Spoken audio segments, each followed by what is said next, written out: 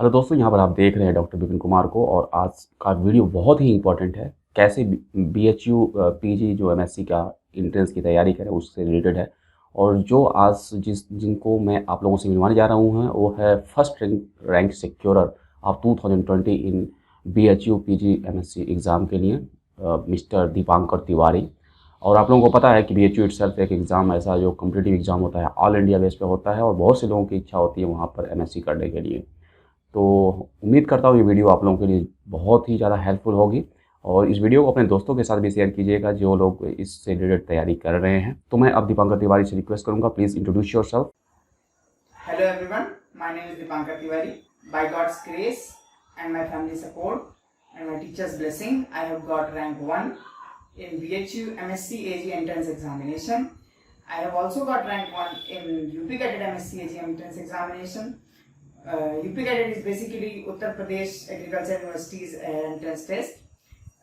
In 2016, I have also got rank 1 in UP Cadet when I appeared for my undergraduation.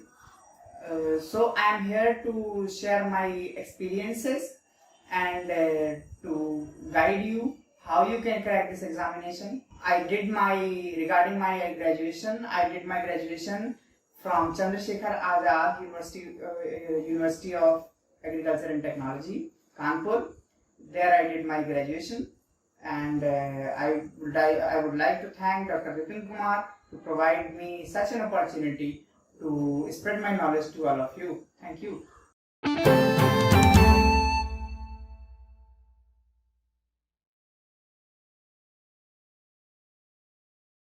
So the question is, did I prepare separately for BHU and ICRJRF? So I think I did not prepare separately because I have chosen plant science as my subject group. So plant science coincides with 3 subjects in BHU. So, but I did prepare for my state agriculture entrance examination, which is UP Cadet, in which I prepared general agriculture thoroughly. So I would like to suggest you guys that read semesters properly. The students who are in first year, second year, or third year, read your semesters properly and try to take out objective points from where the questions can be asked. Okay, because those notes are very helpful. I will tell you, those notes are very helpful. I was second topper in my batch, and because I take out notes and read the subjects thoroughly, I did not feel any problem in finally. Okay, so and for final year students, I will tell you the book list. I will tell you the sources from where you can get the matter, and you can prepare for BHU in just few minutes.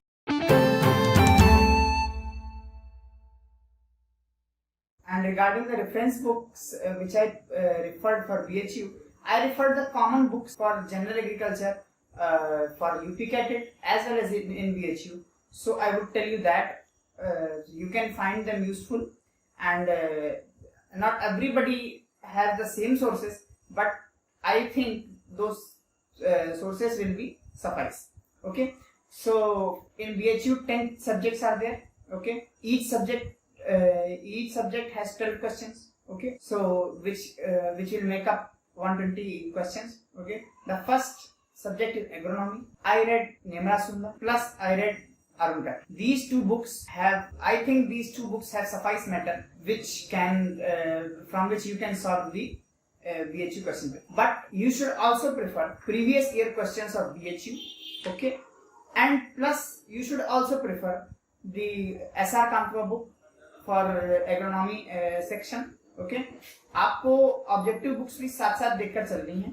Okay, और previous year questions देखने हैं, उनको analyse करना है कि question कहाँ से आया है. मैंने बहुत ज़्यादा दिन नहीं पढ़ा था, ना ही बीएचयू के लिए ना ही यूपी कैडेट के लिए, बट मैं सेमेस्टर एग्जाम्स में ही ऑब्जेक्टिव क्वेश्चंस ऑब्जेक्टिव बुक्स को देखता था. मैं ऑब्जेक्टिव क्वेश्चंस को देख लेता था उसी समय, क्योंकि हमारे यहाँ ऑब्जेक्टिव क्वेश्चन आते थे तो इतनी ज़्यादा डिफिकल्टी नहीं हुई. आप भी सेम स्ट्रेटेजी फॉलो कर सकते हैं. अगर आप सेकेंड ईयर थर्ड ईयर में हैं तो जो भी आपके यहाँ सेमेस्टर आता है और जो भी सब्जेक्ट आता है, जैसे आप कोर्स में एंटोमोलॉजी आया है, एंटोमोलॉजी कोई कोर्स आया है, तो आप उसको उसी आप नेमरा सुंदर या एसआर कांतवा का वो सेक्शन आप पढ़ सकते हैं. ओके, सो एग्रोनॉमी का मैंने आपको बता दिया कि आप पढ़ेंगे नेमरा सुंदा और Arun Katyayan. Next subject is horticulture. For horticulture, I would say S.N. Gupta, Instant Horticulture by S.N. Gupta is a must-read book. You must read it. It is a very good book. आपको इस किताब को पढ़ना ही पढ़ना चाहिए. Okay, for semesters also and for any exam आपको horticulture तो S.N. Gupta से पढ़नी चाहिए. Okay, this is a very good book. And for soil science, you can first आपने अगर सेमेस्टर में नोट्स बनाए हैं तो आप प्रिपेयर कर सकते हैं. अगर नहीं भी बनाया है तो अरुण कात्यायन में सफिशिएंट दिया है और नेमरा सुंदा और अरुण कात्यायन मिलाकर आप ठीक ठाक आप मेरे ख्याल से इस क्वेश्चन सॉल्व कर सकते हैं. आपको ज़्यादा कहीं भटकने की ज़रूरत नहीं है. इसके बाद आते हैं हम इकोनॉमिक्स पे. इकोनॉमिक्स के लिए ज़्यादा मैटर आपको अरुण कात्यायन में नहीं मिलेगा, इसलिए मेरी एडवाइस ये है आपको इकोनॉमिक्स का इंजीनियरिंग जरूर पढ़ना चाहिए. स्पेशली आपको फार्म मैनेजमेंट का इंजीनियरिंग तो पढ़ना ही पढ़ना चाहिए. ओके, एंग्रो नोट्स आपको प्रिंसिपल्स ऑफ फार्म मैनेजमेंट के प्रिफर करने चाहिए. ओके, इसके बाद हम बात करेंगे एक्सटेंशन की. एक्सटेंशन में आप अरुण कात्यायन पढ़ सकते हैं. इसके बाद आपको अगर कोई नोट्स मिल जाए, जैसे आपके साथ कोई जेआरएफ के बच्चे तैयारी कर रहे हों, आपको हेल्प लेनी है. ठीक है, आप हेल्प लेने से बिल्कुल मत सोचिए. आपको अगर कोई नोट्स मिल जाए थोड़ा सा आप देख लीजिए या पूछ लीजिए इंपॉर्टेंट टॉपिक कौन से, क्वेश्चन डिस्कस कर लीजिए. ओके, बट बेसिकली अगर आप वो कर लेते हैं अरुण कात्यायन तो मेरे हिसाब से वो सफिशिएंट होगा. और आपको कुछ चीज़ें जैसे कि कुछ टॉपिक्स अलग से थोड़ा सा पढ़ लेंगे कि जो आर.एस. शर्मा जो बुक है एग्रीकल्चर में, आपको एक सोर्स जो है वो एक ही जगह से पढ़ना है, बट ज़रूरी नहीं कि आप उसको एक ही बुक से पढ़ें. ओके, बस अपना आपको सोर्स पता होना चाहिए आप कहाँ से पढ़ रहे हैं. Okay, RS. शर्मा से आप एक्सटेंशन पढ़ सकते हैं. ठीक है, इसके बाद डेयरी में आप नेमरा सुंदा पहले तो आप रेफर करेंगे. इसके बाद थोड़ा सा आपको हाईलाइटेड पॉइंट्स आपको रेफर करने हैं जगदीश प्रसाद के. ठीक है, एनिमल हस्बेंड्री एंड डेयरिंग ये बुक है जगदीश प्रसाद की. आप ये बुक प्रेफर कर सकते हैं. इसके हाईलाइटेड पॉइंट्स आप प्रेफर इसके कर सकते हैं. इसके बाद प्लांट फिजियोलॉजी में मैं प्लांट साइंस का स्टूडेंट, मैं प्लांट साइंस से तैयारी कर रहा था तो मैंने एलएन नोट्स पढ़े थे. आप भी पढ़ सकते हैं, काफ़ी आसान भाषा में लिखे हुए हैं, आप भी पढ़ सकते हैं. इसके बाद प्लांट ब्रीडिंग, मैं प्लांट साइंस से तैयारी कर रहा था तो मैंने प्लांट ब्रीडिंग अच्छे से पढ़ी थी. लेकिन आप अरुण कात्यायन भी अगर पढ़ लेंगे तो वो भी आपके लिए सफिशिएंट होगा. इसके बाद प्लांट पैथोलॉजी आपको अरुण कात्यायन से पढ़नी चाहिए, प्लस आपको एसआर कामरा क्वेश्चन सॉल्व करने चाहिए. ओके, और अगर आपको सेमेस्टर्स में नोट्स मिलते हैं तो बहुत अच्छी बात है. और अगर आप चाहें तो इसका जो प्रिंसिपल्स का एनजी रंगा है उसको आप पढ़ सकते. ठीक है, प्रिंसिपल्स का जो एनजी रंगा है उसको आप पढ़ सकते हैं. इसके बाद एंटोमोलॉजी के लिए मैं आपको बहुत अच्छी बुक बताने जा रहा हूँ, एंटोमोलॉजी रिफ्रेशर, जो कि कल्याणी पब्लिकेशन की आती है. इसमें हर चैप्टर लाइन बाय लाइन दिया हुआ है, इंपॉर्टेंट पॉइंट्स इसके दिए हुए हैं. It's a very good book, do read this book and आपके लिए बहुत फायदा करेगी.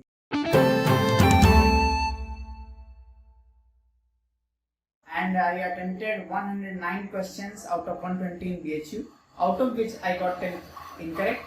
So it got me marks 287. So that's it.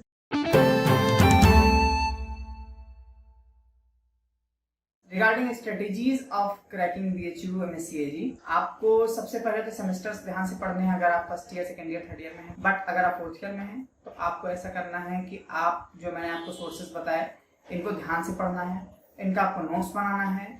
इसके बाद आपको बार बार इन्हें रिवाइज करना है. इसके बाद आपको बीएचयू के प्रीवियस ईयर क्वेश्चंस देखते रहना है.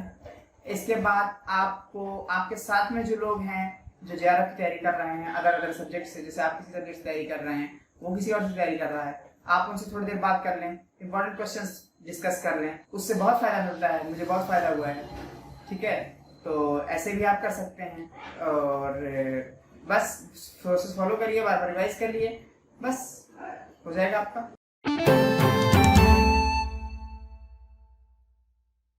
एंड एट द एंड मैं ये कहना चाहूँगा कि जो भी लोग नेक्स्ट ईयर के लिए प्रिपेयर कर रहे हैं आप लोग बस अच्छे से पढ़िए. और जनरल एग्रीकल्चर रोजाना पढ़ना है, आपको रोज पढ़ना है. ठीक है, और ऑथेंटिक सोर्सेज जो मैंने बताए आपको उन्हीं से पढ़ना है. और अगर आपको किसी भी ऑब्जेक्टिव बुक में थोड़ी परेशानी होती है तो आप इंजीनियरिंग का उठा लीजिए. ठीक है, आपको 3-4 दिन से ऊपर नहीं लगेगा उसका नोट्स निकालने में। पढ़िए, उसका नोट्स एक्सट्रैक्ट करिए। अगर मान लीजिए 120 पन्ने का अंजीरंगा है तो आपको ट्राई करना है कि आपको 1/10 पार्ट में उसका नोट्स बनाना है और इम्पोर्टेंट पॉइंट्स लिख के, और आपको फिर वही मगअप करना है बार बार। ओके, आपको ये काम करना है। इसके बाद आपको रिवाइज करना है, और मैंने आपको कहा कि सीनियर से डिस्कशन करिए और अपने फ्रेंड से डिस्कशन करिए जो अलग अलग ग्रुप से प्रिपरेशन कर रहे हैं, और बस पढ़ते रहिए। और कंसिस्टेंसी इज द की। लॉकडाउन में बहुत लोगों की कंसिस्टेंसी नहीं रही, इसलिए थोड़ा उनकी ग्रैंड खराब हो गई। वो पढ़ने में अच्छे थे लेकिन उनकी ग्रैंड खराब हो गई। So consistency and perseverance is the key to success. आप कंसिस्टेंट रहना, 5 घंटे पढ़िए लेकिन रोज पढ़िए। आपको पढ़ना है रोज। Okay, and best of luck for your future endeavours. Thank you. उम्मीद करता हूँ ये वीडियो काफ़ी आप लोगों को लिए हेल्पफुल रही होगी। कैसी थी वीडियो कमेंट बॉक्स में कमेंट करके बताइएगा। इसको लाइक कीजिएगा, अपने दोस्तों के साथ इसको शेयर कीजिएगा, और नए हैं तो इसी तरह की वीडियो के लिए आप इस चैनल को सब्सक्राइब कीजिएगा। Good luck.